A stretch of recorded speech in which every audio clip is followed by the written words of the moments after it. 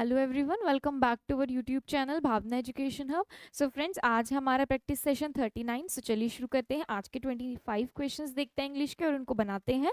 सो चलिए, सेशन कौन सा हमारा 39। आज का पहला क्वेश्चन देखते हैं, हमारा स्पॉट द एरर का होने वाला है, एमटीएस में पूछा हुआ है।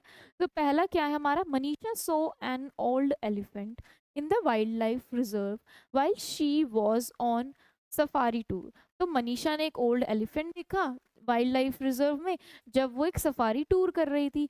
तो on a safari tour, safari से पहले एक अ आएगा, यानी कि जब कॉन्सोनेंट से स्टार्ट होता है उससे पहले हम आर्टिकल अ का यूज करते हैं, ए का यूज करते हैं, और जो कि यहाँ पर मिसिंग है। तो यहाँ पर क्या होना चाहिए था, ऑन अ सफारी टूर। तो किस पार्ट में एरर हो गया, इस पार्ट में। नेक्स्ट चलते हैं second. I want to give you an information about the missing necklace. MTS में ही पूछा हुआ है। किस पार्ट में एरर हो सकता है, देखो इन्फॉर्मेशन क्या है हमारा, इन्फॉर्मेशन एक अनकाउंटेबल नाउन है। इन्फॉर्मेशन से पहले हम अ आर्टिकल एन आर्टिकल का यूज नहीं करेंगे, किसी भी आर्टिकल का यूज नहीं करेंगे। तो सबसे सही आंसर क्या होगा, इन्फॉर्मेशन अबाउट। किसी भी इनडेफिनिट आर्टिकल का यूज नहीं करेंगे, एन का यूज नहीं होगा। तो I want to give you information about the missing necklace, ये सही आंसर हो जाएगा हमारा। नेक्स्ट, इसके बाद आता है हमारा सेंटेंस इंप्रूवमेंट, यानी आपको एक वर्ड दिया जाता है, उसकी नीचे अंडरलाइन होती है, उसको सही करके आपको ऑप्शंस में से चूज करना होता है। The bridge that connecting the two valleys across the Brahmaputra river has recently been constructed in Arunachal Pradesh. तो देखो क्या आएगा, पहले will be connecting, will be connected. देखो विल क्या बताता है, हमारा फ्यूचर को बताता है। तो यहाँ पर क्या है, वो चीज हो रखी है, दो रिवर्स के बीच में एक ब्रिज है, हैड कनेक्टेड या कनेक्ट्स। तो कनेक्ट्स जो है हमारा सिंपल प्रेजेंट टेंस, वो बताता है जो चीज रियल में है, सच्ची सच्ची मतलब सच्ची वो चीज एग्जिस्ट करती है। सिंपल प्रेजेंट टेंस आएगा इसकी जगह, यानी द ब्रिज दैट कनेक्ट्स, यानी ये बात सच है कि दो वैलीज के बीच में एक ब्रिज बना हुआ है जो ब्रह्मपुत्र रिवर्स की दो वैलीज को कनेक्ट कर रहा है। तो उसके लिए हम क्या करेंगे, सिंपल प्रेजेंट टेंस का यूज करेंगे, कुछ चीज बताने के लिए। कोई चीज जो सच्ची होती है तो उस चीज को बताने के लिए सिंपल प्रेजेंट का यूज किया जाता है। उसके बाद फोर्थ आ जाएगा हमारा sentence improvement. Teenage is that phase of life when you are propose to the world outside. तो टीनेज एक ऐसा फेज होता है जिसमें बच्चा क्या होता है, बाहर जाता है, मतलब मतलब दुनिया से अलग हो जाता है, नई नई चीजें देखता है, अलग ही हो जाता है। टीनेज फेज से मैं भी गुजरी हूँ, आप भी गुजरे होंगे। तो टीनेज एक ऐसा फेज होता है जिसमें सिर्फ किसी की नहीं सुनने का मन करता, अलग अलग रहने का मन करता है। तो प्रपोज का मतलब क्या होता है, प्रपोज का मतलब होता है कोई चीज नहीं, प्रपोजल देना। आपने प्रपोजल दिया तो यानी कुछ चीज सुझाना या किसी को राय देना, ठीक है, कोई आइडिया देना, कुछ चीज बताना। और इसमें सही ऑप्शन क्या आना चाहिए, you are expose to, you are excited with, only one of propose one से तो स्टार्ट नहीं होगा। यू आर इंटरप्टेड, नहीं ये भी नहीं होगा। यू आर एक्सपोज टू आएगा। एक्सपोज मतलब क्या होता है कि नई चीज़ों को इंट्रोड्यूस करना, कुछ चीज़ नई लाना, introduce to new something new, कुछ चीज़ नई आना। तो क्या होता है, टीनेज एक ऐसा फेज है when you are expose to the world outside, यानी कि आप नई नई चीज़ें सीखते हैं, एक्सप्लोर करते हैं। नेक्स्ट आ गया हमारा narration. She said to her please pay attention to the details. तो वो बोल रही है, सेड टू हर, प्लीज बोल दिया, प्लीज का मतलब है यानी उसने रिक्वेस्ट कर दी। तो कमांडेड तो अपने आप में ही हट जाएगा। अब रिक्वेस्टेड में देखो, शी रिक्वेस्टेड, रिक्वेस्ट नहीं आएगा, रिक्वेस्टेड आएगा, क्योंकि पास्ट में है वो चीज। She requested her to pay attention to the details. और इसमें क्या है, दैट टू पे, तो दैट नहीं आएगा। प्लीज लग गया यहाँ पर, प्लीज की जगह रिक्वेस्टेड लग गया, तो दैट नहीं आएगा, सी ऑप्शन सही हो जाएगा। She requested her to pay attention to the details. इसके बाद आता है हमारा active passive. It is time to take tea. Active passive है, सीएचएसएल में पूछा गया है, इंपॉर्टेंट है सारा। तो it is time to take tea, तो it is time for the tea to be taken. तो हम क्या बनाते हैं, बी प्लस थर्ड फॉर्म लगा देते हैं, क्योंकि यहाँ पर मस्ट है वो नहीं आएगा, शुड नहीं आएगा। It is time the tea has to be taken, has भी नहीं आएगा। तो फर्स्ट ऑप्शन देखिए, it is time for the tea to be taken, be plus verb की थर्ड। देन इसके बाद हमारा आएगा rearrange the following sentences. Starting कहाँ से हो रही है, देखो सीजीएल के क्वेश्चंस भी आने स्टार्ट हो गए। सीजीएल में पूछा गया 2023 के, बी ए डी डी। तो डी से देखते हैं, देखो डी से दो स्टार्टिंग है। The correct that development however is likely to be strongly influenced by the type of and amounts of aid available. तो देखो दैट डेवलपमेंट यानी किसी डेवलपमेंट की बात हो रही है, दैट डेवलपमेंट यानी एक पर्टिकुलर चीज की बात हो रही है जो यहाँ पर उठाई गई है, यानी डी से स्टार्टिंग तो नहीं जा रही है। उसके बाद ए बी में से ए में देखते हैं, the outcome is much more likely to be favourable if there is a substantial international aid. तो देखो किसी आउटकम की बात हो रही है, अभी ए को होल्ड पे रखते हैं, बी से देखो many of the under developed countries, तो यहाँ से देखो द जो ए है उसमें द आर्टिकल से स्टार्टिंग हो रखी है, लेकिन द आर्टिकल से स्टार्टिंग नहीं होती है।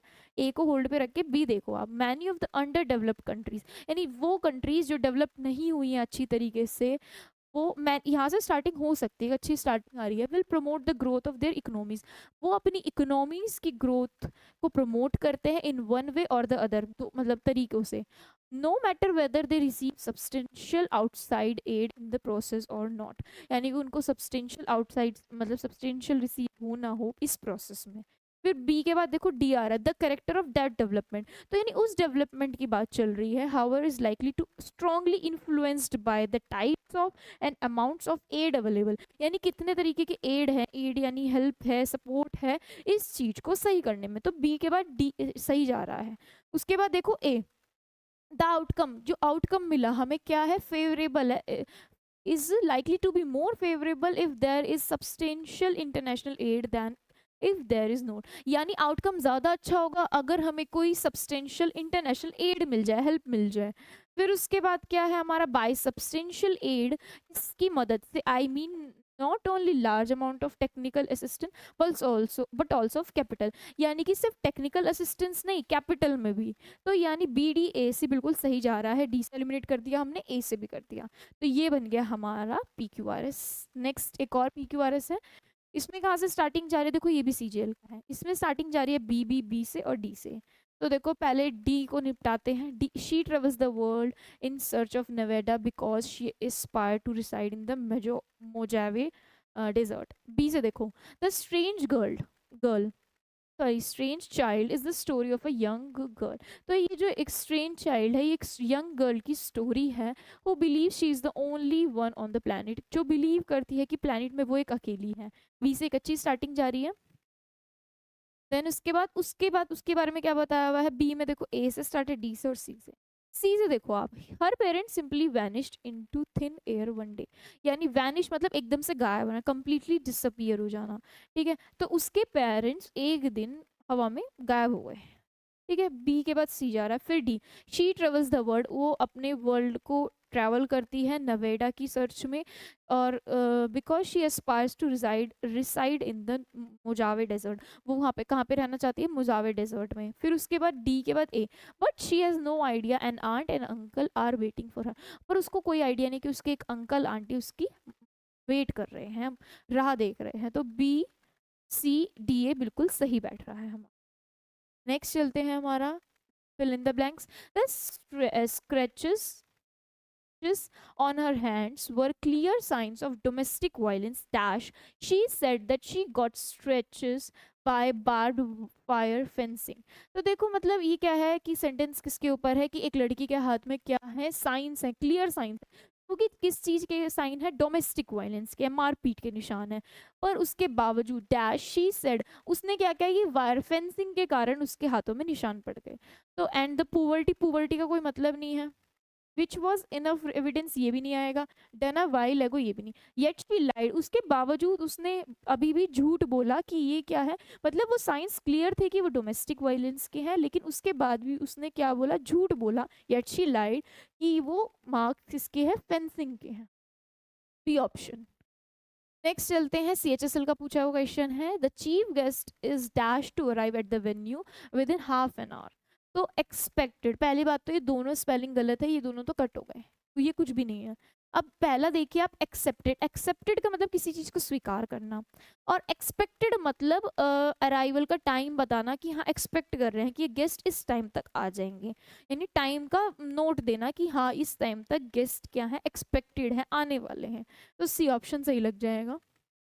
इसके बाद आता है हमारे OWS, she propose to write the life history of the famous point, तो वो किसी फेमस पॉइंट की पोइट की लाइफ हिस्ट्री लिखने वाली है। तो अगर हम किसी की लाइफ हिस्ट्री लिखते हैं, मतलब अपनी लाइफ हिस्ट्री खुद से लिखना ऑटोबायोग्राफी कहलाता है, OWS में काफ़ी बार पूछा गया है। और अगर किसी की लाइफ हिस्ट्री कोई और लिखता है उसको बायोग्राफी बोलते हैं। तो इसका करेक्ट ऑप्शन क्या हो जाएगा हमारा, बायोग्राफी। बायोग्राफी आपको पता ही चल गया क्या होता है। नेक्स्ट, इसके बाद है मेरा OWS, Raymond had opted the study of religion as his major subject in graduation. जो रेमंड है उसने स्टडी ऑफ रिलीजन को ऑप्ट किया अपने ग्रेजुएशन के एज अ सब्जेक्ट में। तो स्टडी ऑफ जो रिलीजन है उसको क्या बोलते हैं, OWS है। सेफोलॉजी क्या होती है, ये होती है हमारी स्टडी ऑफ इलेक्शंस और वोटिंग पैटर्न्स, यानी इलेक्शंस की स्टडी और वोटिंग पैटर्न्स की। देन फिलोलॉजी होती है लैंग्वेज की स्टडी। साइकोलॉजी होती है ह्यूमन माइंड और बिहेवियर की स्टडी। थियोलॉजी क्या होती है, हमारी study of religion. Next, fit as a fiddle, ये इडियम है हमारा, CPO में पूछा गया है। फिट एज अ फिडल, आपको फिट वर्ड दिख गया, फिट यानी कि फिट है, गुड हेल्थ में है। तो हाँ, इसका सही आंसर क्या होगा, in a good health. Fit as a fiddle यानी कि इन अ गुड हेल्थ, मतलब अच्छी स्टेट में है, गुड हेल्थ में है। इसके बाद आता है हमारा एक और इडियम, CPO में ही पूछा गया है। She can't make up her mind where to go for her summer vacation, यानी कि वो अपना माइंड मेकअप नहीं कर पा रही है कि समर वेकेशंस में वो कहाँ जाए। जैसे आप भी हो, समर वेकेशंस में पहले सोचते थे कि कहाँ जाए, नानी के घर जाएं, घूमने जाए, मामा के घर जाएं, बुआ के घर जाए, कहाँ जाएं। तो कांट मेकअप हर माइंड यानी डिसीजन ना ले पाना। तो decide how to do makeup, makeup से रिलेटेड नहीं है। पार्लर की बात नहीं है, सेम हो गया। Engage her mind in creative activities, no. C option देखिए, डिसाइड बिटवीन ऑल्टरनेटिव्स और कम टू अ डिसीजन, यानी कि डिसाइड नहीं कर पा रहे हैं और एक डिसीजन नहीं ले पा रहे हैं। ऑल्टरनेटिव्स यानी अलग अलग ऑप्शन, ये होता है ऑप्शन। ऑल्टरनेटिव्स यानी मेनी ऑप्शंस। देन इसके बाद हमारा सिनोनिम आ जाएगा। The sun was setting over the mountains painting the sky with energetic shades of orange and pink. तो यानी कि जो हमारा सन है वो माउंटेन्स के ऊपर आ चुका है, उसकी जो शेड्स है यानी कि उसकी जो परछाई आ रही है वो ऑरेंज और पिंक दे रही है। तो एनर्जेटिक का मीनिंग बताना है। एनर्जेटिक का मतलब होता है मेरा शोइंग एंथुजियाज्म, यानी एनर्जेटिक है, जोशीला है, एनर्जेटिक। इसका क्या बताना है, सिनोनिम। पहला ऑप्शन देखिए, विब्रेंट। विब्रेंट का मतलब होता है फुल ऑफ एनर्जी और लाइफ, ये इसका मीनिंग लग जाएगा। रिएक्टिव यानी कि जो चीज़ एकदम रिस्पॉन्ड करती है किसी चीज़ में। फेडेड यानी जैसे हम बोलते हैं कि मेरी ये T-शर्ट है, मेरा ये टॉप है, क्या फेड हो गया है, तो कलर हट जाना, किसी चीज़ का डल हो जाना। ब्राइट का क्या होता है, सुंदर सा, जिसका अच्छा कलर हो। तो विब्रेंट क्या लग जाएगा, सिनोनिम। नेक्स्ट है हमारा what is synonym of grief. तो ग्रीफ होता है पेन, सॉरो, दुख। ऑप्शंस, प्लेजर क्या है हमारा, हैप्पीनेस। क्वालिटी क्या है, ये भी हमारा हैप्पीनेस है, जॉली। कंटेंट क्या होता है, सेटिस्फेक्शन होता है किसी चीज से। और पेन क्या होता है, हमारा दुख। तो ये क्या लग जाएगा इसका, सिनोनिम। इजी है सिनोनिम्स बिल्कुल अच्छे से। नेक्स्ट हमारा क्या है, एंटोनिम आ गया है, MTS में पूछा हुआ है। They waited with anxiety for the final results. Anxiety होता है हमारा नर्वसनेस होती है, डर लगता है किसी चीज़ के लिए। जैसे आप रिजल्ट का वेट कर रहे हो, आपके पसीने छूट रहे हो, एंग्जाइटी हो रही हो, नर्वसनेस हो रही हो, डर लग रहा हो। तो ऑप्शंस देखते हैं। पहला, इसका हमें एंटोनिम बताना है। पहला ऑप्शन है श्रिडनेस। श्रिडनेस का मतलब होता है क्वालिटी ऑफ बीइंग कनिंग और क्लेवर, यानी चालाक होना, क्लेवर होना। वाइल्डनेस क्या होता है, देखो वाइल्ड होता है जंगली, वाइल्डनेस भी ऐसा ही है। वाइल्डनेस का मतलब होता है एक एरिया जहाँ पर ह्यूमंस नहीं रहते, और वो मतलब ह्यूमंस नहीं रहते, वो नेचुरली एग्जिस्ट करता है। यानी कि जहाँ पर ह्यूमन नहीं रहते तो वहाँ पे क्या होंगे, जंगल वगैरह, वहाँ पर कौन रहेंगे, वाइल्ड एनिमल्स। फीबलनेस होता है क्वालिटी ऑफ बीइंग वीक, मतलब वीक होना। फीबल का मीनिंग क्या होता है, वीक, कमजोर। कामनेस का मतलब होता है शांत, पीसफुल, क्वाइट। तो इसका मतलब तो होता है नर्वस और इसका शांत, तो ये इसका एंटोनिम लग जाएगा। नेक्स्ट है हमारा 18th, एंटोनिम क्या है, डाइवर्जेंट। डाइवर्जेंट का मतलब होता है डिफरेंट, अलग अलग, अलग अलग सिचुएशन में। ऑप्शंस क्या, एडिशन। एडिशन मतलब इन एडिशन टू, इसके साथ साथ। सिमिलर यानी कि एक जैसा, एक जैसा, सेम। डिसरिस्पेक्टफुल यानी कि लैक ऑफ रिस्पेक्ट। ऑब्वियस यानी क्लियर, एविडेंट। तो डाइवर्जेंट का मतलब होता है अलग अलग, डिफरेंट, और सिमिलर यानी एक जैसा, सेम। ये इसका एंटोनिम लग जाएगा। नेक्स्ट आ गया हमारा स्पेलिंग चेक। स्पेलिंग चेक करते हैं। Several days later he received की स्पेलिंग सही है, अ रिटन। कम्युनिकेशन, कम्युनिकेशन की स्पेलिंग यहाँ गलत है, कम्युनिकेशन की सही स्पेलिंग है COMMUNICATIO, कम्युनिकेशन। ठीक है, तो कम्युनिकेशन इसमें गलत सही हो गया। इसके बाद एक और हमारा स्पेलिंग चेक आता है, इसमें 4 ऑप्शन है, एक स्पेलिंग जो गलत है वो ढूंढना है। होलनेस सही है, ओवरवेलमिंग सही है, इंक्लूसिव सही है, लीजेंट्री गलत है हमारी। लीजेंट्री की स्पेलिंग होगी LEGENDRY। तो यहाँ तक के हमारे 20 क्वेश्चंस कंप्लीट होते हैं। इसके बाद चलते हैं अपने क्लोज टेस्ट की ओर। So as I dash the stream and begin climbing the hill, तो यानी कि स्ट्रीम यानी कि जो धारा होती है, जो बह रही होती है, नदी, जो भी स्ट्रीम वगैरह है जो बह रहा होता है, तो उसको क्या बोलेंगे? As I entered, as I round, passed या क्रॉस। क्रॉस मतलब होता है एक किनारे से दूसरे किनारे जाना। तो जब मैं स्ट्रीम को क्रॉस कर लूंगी, उसके बाद मैंने क्लाइंबिंग बिगिन कर दिया, यानी स्टार्ट कर दिया, the grunting and chattering increase, जो ग्रंटिंग है, गुर्राने की आवाज़, चैटरिंग की, चिड़ियों की आवाज़, as those the langur were try to warn me, और लंगूर्स दिखने लग गए ऑफ सम हिडन डेंजर। फिर उसके बाद आई लुक्ड अप, तो इसमें क्या आएगा? क्रॉस्ड आ जाएगा, कि मैंने जब एक जगह से, एक किनारे से दूसरा किनारा पार कर दिया स्ट्रीम का, उसके बाद मेरी क्लाइंबिंग स्टार्ट हो चुकी है हिल पर। I looked up and saw great orange gold leopard, मैंने लेपर्ड देखा, ऑरेंज गोल्ड लेपर्ड देखा, स्लीक एंड स्पॉटेड, यानी जो एक जगह बैठा हुआ था, डैश ऑन अ रॉक, ठीक है, वो एक रॉक पे बैठा हुआ था। तो क्या है? स्विंगिंग, डांसिंग, प्लेइंग या पॉइज्ड। पॉइज्ड का मतलब होता है एकदम से तैनात हो जाना। मान लो मैं जा रही हूँ, मेरे को लेपर्ड दिखा, तो पहले लेपर्ड से मैं लेपर्ड को देखूंगी, लेपर्ड मुझे देख लेगा, तो यानी कि एकदम से उसने, लेपर्ड ने पॉइज्ड किया रॉक पे, पॉइज्ड ऑन अ रॉक। यहाँ पर फुल स्टॉप आएगा, ठीक है। अबाउट से नेक्स्ट स्टार्ट होगा, about 20 feet away from me, ठीक है।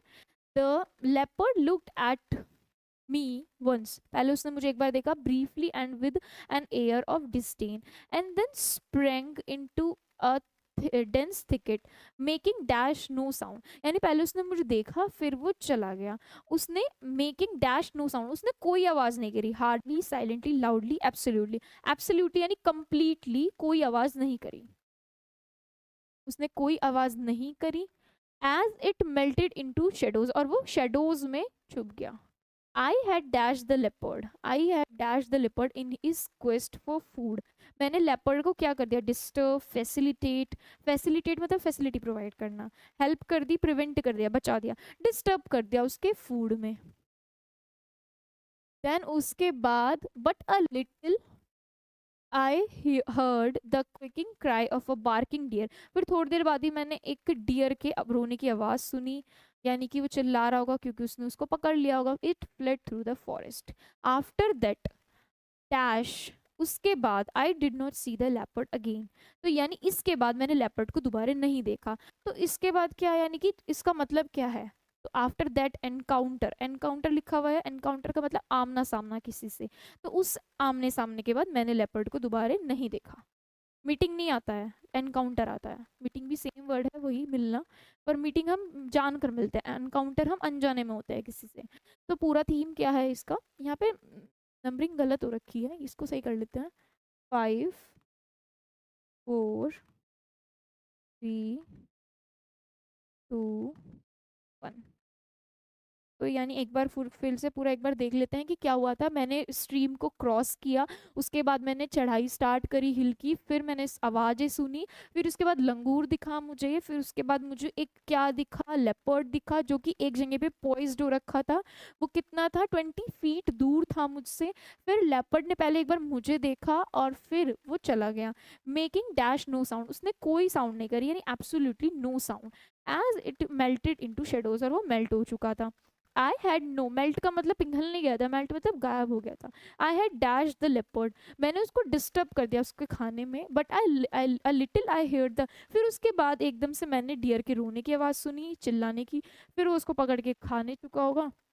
उस एनकाउंटर के बाद मैंने लेपर्ड को दोबारा नहीं देखा। तो ये था हमारा पूरा क्या क्लोज टेस्ट था। आई होप आपको समझ में आया होगा। सो इसी के साथ हमारा आज का सेशन खत्म होता है। मिलते हैं आपसे नेक्स्ट सेशन में। Thank you everyone.